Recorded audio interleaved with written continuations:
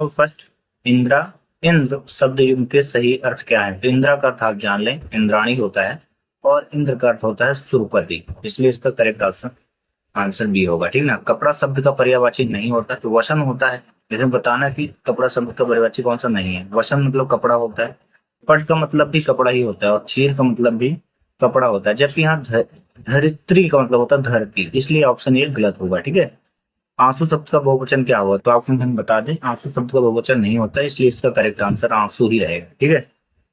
अगला, दोहा रोला के संयोग से कौन सा छंद बनता है? तो इसको बोलते हैं कुंडलियां छंद। ठीक है, रट लीजिएगा अच्छे से।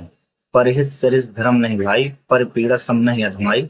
यह युक्त किस रचनाकार की है? तो तुलसीदास जी की है। किस शब्द की वर्तनी अशुद्ध है? तो इसमें आपको बता दें, उंगली जो है ना, ये गलत लिखा हुआ है, बाकी सब के सब करेक्ट है। ठीक ना। तो इसका करेक्ट आंसर आपको सी देना है। ठीक ना। इसमें आपको याद रखना है, ये गलत है। ठीक है, आगे चलते हैं। क्वेश्चन नंबर 7, निम्नलिखित में से कौन सा शब्द पुल्लिंग है? पुल्लिंग मतलब जिससे पुरुष जाति का बोध होता है। तो विद्वान पुल्लिंग है, संतान, चील, सरसों, ये सब के सब स्त्रीलिंग है। ठीक है। अगला, निम्नलिखित में से तत्सम शब्द है पुस्तक। ठीक है। पुस्तक जो है तत्सम शब्द है, बाकी ये तद्भव शब्द है। इनका जो तत्सम होता है, जैसे सात का तत्सम शब्द सप्त होता है, इसको रट लेना।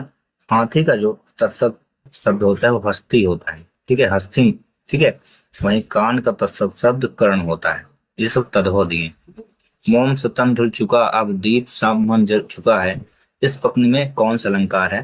तो इसको आप याद रख लें, ये उपमा अलंकार है। ठीक ना। मोम स तन, जब किसी वस्तु की तुलना किसी दूसरी वस्तु की जाए, तो मोम स तन धुल चुका, अब दीप समन। ठीक है, इसलिए हम उपमा अलंकार होगा। उपमा अलंकार की एक और डेफिनेशन होती है कि जहां उपमेय में उपमान की समानता या तुलना की जाए, वहां उपमा अलंकार होता है। ठीक है। अगला, क्या आप अंग्रेजी जानते हैं? तो यहाँ क्वेश्चन पूछा गया है, क्वेश्चन मार्क भी लगा है, इसको प्रश्नवाचक बोलते हैं। ठीक है ना। जब क्वेश्चन किया जाए तो ये प्रश्नवाचक वाक्य है। वहीं क्वेश्चन नंबर 11, आचार का विलोम शब्द है। आचार का मतलब का हो जाएगा उल्टा, अनाचार। ठीक ना। आचार का अपोजिट शब्द क्या हो जाएगा? अनाचार। ठीक है। तो अनाचार में छोटा रहेगा। ठीक है। किस शब्द में उपसर्ग प्रयुक्त हुआ? उपसर्ग मतलब जब कोई शब्द के आगे कोई शब्द मिलकर या जुड़कर उसके अर्थ में परिवर्तन कर देता है, ठीक ना, तब उपसर्ग होता है। तो यहाँ अध कच्चा, तो ये अध जो है उपसर्ग है, इसलिए करेक्ट आंसर ही होगा। वहीं क्वेश्चन नंबर हम देखेंगे 13, भगवत गीता का संधि विच्छेद। तो इसका करेक्ट आंसर है भगवत प्लस गीता, यानी भगवत गीता। मीराबाई का जन्म स्थान कहाँ हुआ? तो इसको आप याद कर लें, आपकी बुक से ही उठाया गया क्वेश्चन है, राजस्थान। ठीक ना, राजस्थान में इनका जन्म हुआ। वहीं राष्ट्रीय शब्द में कौन सा प्रत्यय है? प्रत्यय क्या होता है? बाद में लगता है शब्द के, तो ई प्रत्यय है इसमें। ठीक है। ये प्रत्यय राष्ट्र में जब ये प्रत्यय जुड़ा तो राष्ट्रीय हो गया। और इस प्रकार 15 क्वेश्चन हिंदी के हो कंप्लीट। आप चलिए हम करते हैं अंग्रेजी के क्वेश्चनों को। तीन इंग्लिश के क्वेश्चनों को देखेंगे।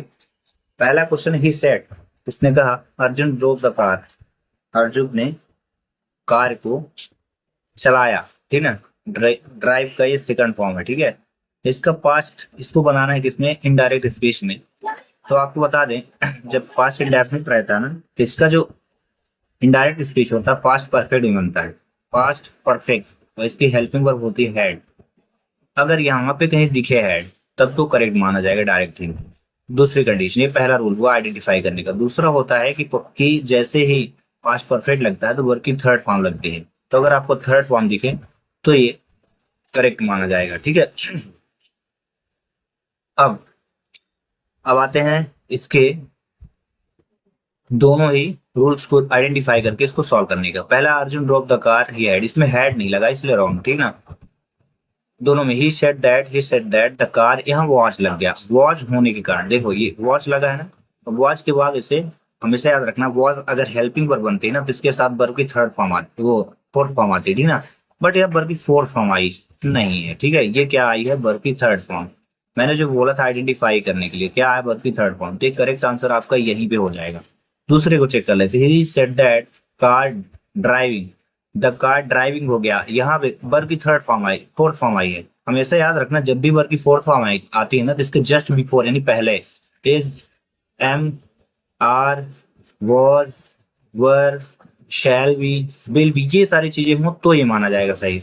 बट यहाँ ऐसा कुछ है नहीं, तो ये हो गया रॉन्ग, ये भी रॉन्ग, ये भी रॉन्ग, ये भी रॉन्ग। तो करेक्ट आंसर पहला होगा। ठीक है, ये कुछ आइडेंटिफाई करना, मतलब शॉर्ट फॉर्म में किसी भी क्वेश्चन के ऑप्शनों को पहचानना कहलाता है। ठीक ना, अगला क्वेश्चन देखते हैं 17, the plural form of vision.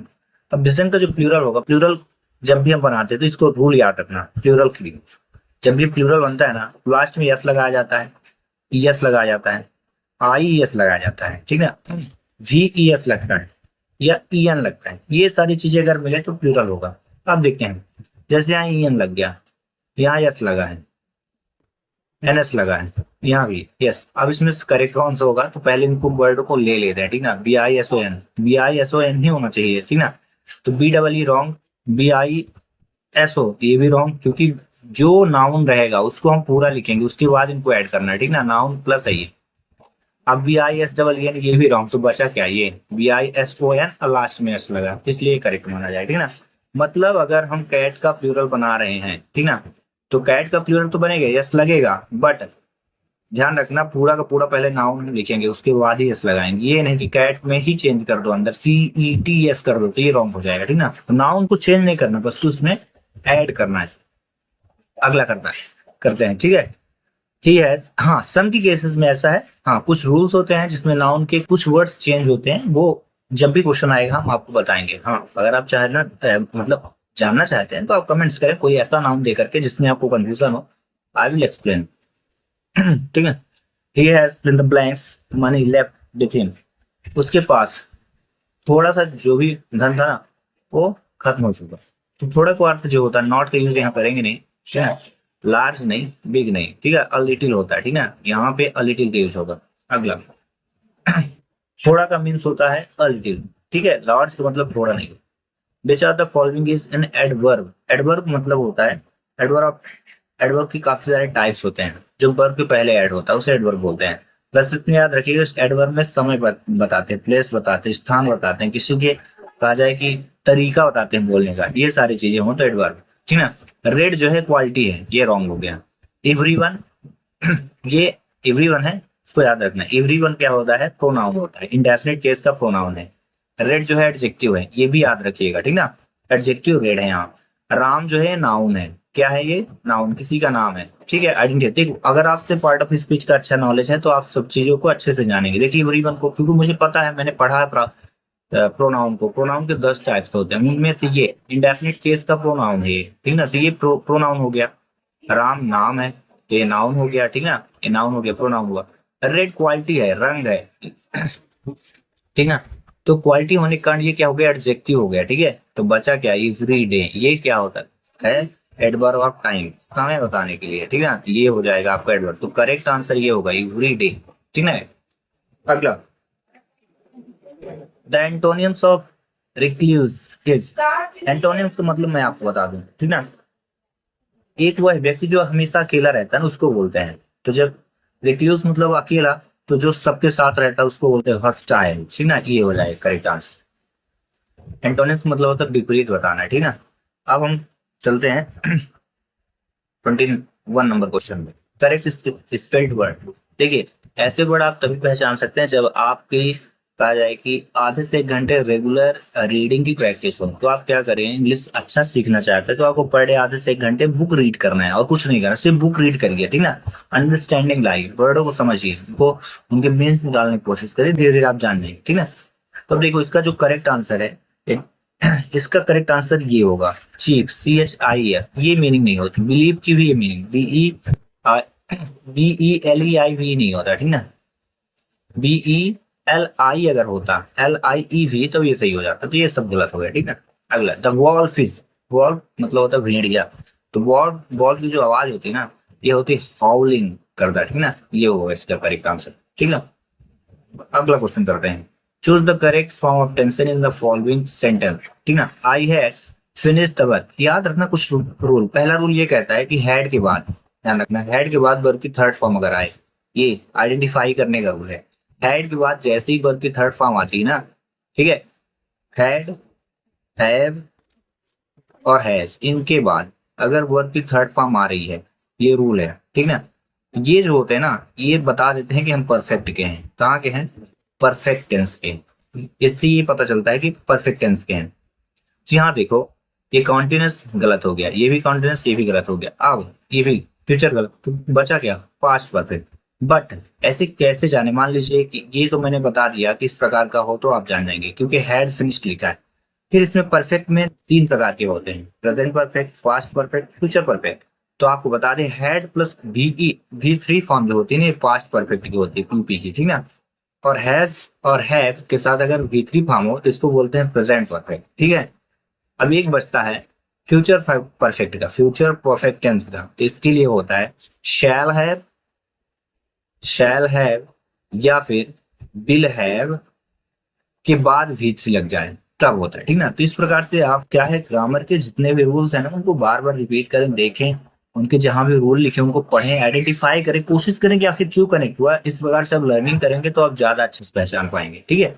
अगला करते हैं, राजू प्लेज स्क्वैश, ठीक ना। तो अब इसमें बोला है कि पैसिव वॉइस में चेंज करिए। तो मैं आपको रूल बता दूं, जब भी वर्ग, ये याद रखना है, वर्ग की फिफ्थ फॉर्म है, ठीक ना। वर्ग की फिफ्थ फॉर्म के एक आइडेंटिफिकेशन देखना, वर्ग की फर्स्ट फॉर्म में अगर यस लगा हो, यस लगा हो तो फिफ्थ होता है। एग्जाम्पल देखें, गो के साथ जैसे ही हम यस लगाते हैं तो गोस बनता है, GOES। इसको बोलते हैं वर्ग की फिफ्थ फॉर्म। ये क्या है, GOES, ठीक ना। ये वर्ग फिफ्थ फॉर्म है। जैसे प्ले है, प्ले के साथ अगर यस लगा दें तो प्लेस बनता है, PLAYS। तो ये वर्ब की फिफ्थ फॉर्म कहलाती है, वर्ब की फिफ्थ फॉर्म, ठीक ना।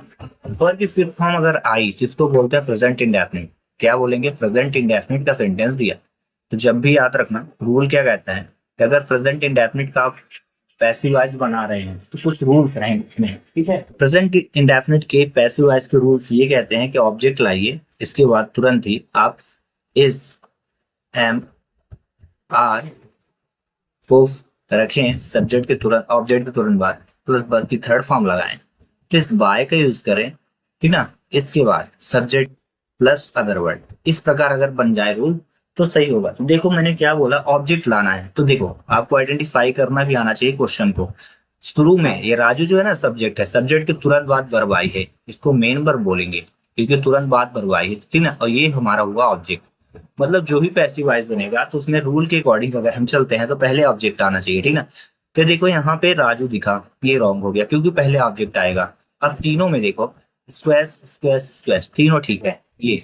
इसके बाद क्या बोल रहा है, ई जमार होना चाहिए। तो देखो ई जमार जिसमें होगा, इज आया, सही है, इज सही है। दो में तो इज आ रहा, इसमें नहीं आया तो ये भी रॉन्ग हो गया, मतलब ये भी रॉन्ग। अब बचता है, देखो हम क्या है ना, यहाँ एक्सप्लेन करने की बहुत जरूरत नहीं है, बस हमें क्या है ना, जब ऑप्शन 4 हो ना तो हमारे पास रूल्स हो ना, तो बस ऐसे आइडेंटिफाई करके टिक करना है, ठीक ना। अब अगला रूल देखते हैं, रूल क्या बोलता है, इजमार के बाद वर्ब की थर्ड फॉर्म होनी चाहिए। तो देखो इसमें अगर हम देखते हैं तो बीइंग लग गया। अब बीइंग, BE अब प्लस ING कहलाता है, बीइंग ये वर्ब की फोर्थ फॉर्म कहलाती है, ठीक ना। वर्ब की फोर्थ फॉर्म होने के कारण रॉन्ग, तो ये भी रॉन्ग हो गया। तो बचा क्या, आप कुछ करना ही नहीं, ये squash is played by Raju. अब देखो रूल भी काम कर रहा है, वर्ब की थर्ड फॉर्म पे बाय फिर राजू, ठीक ना। ये करेक्ट आंसर हो जाएगा, ठीक है। एक क्वेश्चन मैं दे देता हूँ, आप बना लेना। Ram place cricket, CRICKET। अगर आपको थोड़ा सा भी वॉइस आता है तो इसका आंसर कमेंट करें। अगला, the one who can not be defeated is called. ये वह व्यक्ति जो कभी भी पराजित ना हो, उसे क्या बोल रहे हैं, ये आपको बताना है, ठीक ना। तो मैं आपको बता दूं, इसको बोलते हैं ये इन इनविजिबल। इसको बोलते हैं कि वह व्यक्ति जो कभी पराजित ना हुआ हो। अगला क्वेश्चन, वेरी इंपॉर्टेंट क्वेश्चन, ये हिज द। अब देखो ये डिग्री से क्वेश्चन पूछा है, ठीक ना। डिग्री तीन प्रकार की होती है, एक होता है पॉजिटिव डिग्री, एक होता है कंपैरेटिव डिग्री, और एक होती है सुपरलेटिव डिग्री, ठीक ना। सुपरलेटिव डिग्री, ठीक है। इसकी इसकी एक पहचान होती है, इस डिग्री के जस्ट पहले नहीं, ठीक ना, कंपैरेटिव डिग्री के जस्ट बाद, याद रखना, बाद में क्या लगा होता है, देन, ठीक है। और इसकी पहचान क्या होती है कि इस डिग्री के पहले, पहले तुरंत पहले, जस्ट बिफोर इट, ठीक ना, होता है द। याद रखोगे ना, THE, ठीक ना। इस डिग्री की पहचान क्या रहेगी, CD की, इसके तुरंत बाद देन लगेगा और इसके जस्ट पहले क्या लगेगा, दा लगेगा। अब यहाँ पे आते हैं, ही इज द लग गया।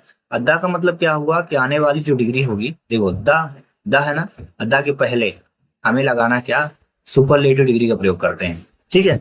अब ये तो हो गया, अब इनकी पहचान होती है, सीडी और एसडी मेन है, ठीक ना। सीडी की पहचान क्या होती है कि इसमें ई आर लगा होता है या कि मोर लगा होगा, और एसडी की पहचान होती है ईएसटी, सम के केसेस में, याद रखना सबकी केसेस में, कुछ की केसेस में छोड़ के इनको, ठीक ना। और ईएसटी लगा होगा या कि मोस्ट लगा होगा, ऐसे ऐसे लगा होता है। तो अब देखते हैं ऑप्शन में, देखो ई आर लगा है, ईएसटी लगा है, ठीक है, ई आर लगा है, ई आर लगा है, ठीक है। ई आर का मतलब क्या हो जाएगा, कंपैरेटिव डिग्री पूछा, और एसडी का मतलब क्या हो जाएगा, सुपरलेटिव, ठीक है। तो देखो मैं जो अभी बताया कि द, ठीक है, कंपैरेटिव डिग्री की तुरंत बाद क्या लगेगा देन, बट इसमें सुपरलेटिव डिग्री के जस्ट पहले, सुपरलेटिव डिग्री के जस्ट पहले द लगा होता है, ठीक ना, ये रूल है। तो अगर हम यहाँ देखें, ये द लग गया, तो मतलब अब सुपरलेटिव डिग्री आने वाली है, ठीक है। तो सुपरलेटिव डिग्री की पहचान क्या मैं बताया, ई एस टी और मोस्ट होना चाहिए, तो मोस्ट तो है नहीं, ई एस टी वाला हम ढूंढेंगे। ई आर मिल गया, ई आर मिल गया, ई आर तो रॉन्ग हो गया, सबके सब रॉन्ग हो गया, क्योंकि दा के तुरंत बाद क्या आएगा, देखो दा लिखा है ना, दा दा दा के तुरंत बाद में क्या यूज करना है, superlative degree, E S T. तो करेक्ट आंसर क्या हो जाएगा, ये हो गया, he is the wisest in his class but not, अब देखो बोला ना कंपैरेटिव डिग्री के तुरंत बाद दा देन लगता है, तो देन आया तो यहाँ आएगा कंपैरेटिव डिग्री, कंपैरेटिव डिग्री पहचान ई आर या एम ओ आर, ये देखो लिखा, ठीक ना। तो करेक्ट आंसर ये हो जाएगा। अगला question, question number 27, it fill the blanks heavenly last night, तो इट आया है, ठीक ना, और ये लास्ट नाइट बोला पास्ट टेंस को, जब भी पास्ट टेंस आता है ना, सेंटेंस पॉजिटिव हो तो वर्ब की सेकंड फॉर्म लगती है, ठीक ना, तो ये रेन हो जाएगा, ठीक ना, और ये सभी रॉन्ग हो जाएंगे, ठीक ना। अगला, द राइमिंग वर्ड्स फॉर बे, बे का राइमिंग क्ले हो जाएगा, ठीक है, सेम जैसे रोटी छोटी होता है ऐसे बे का क्या हो जाएगा, क्ले।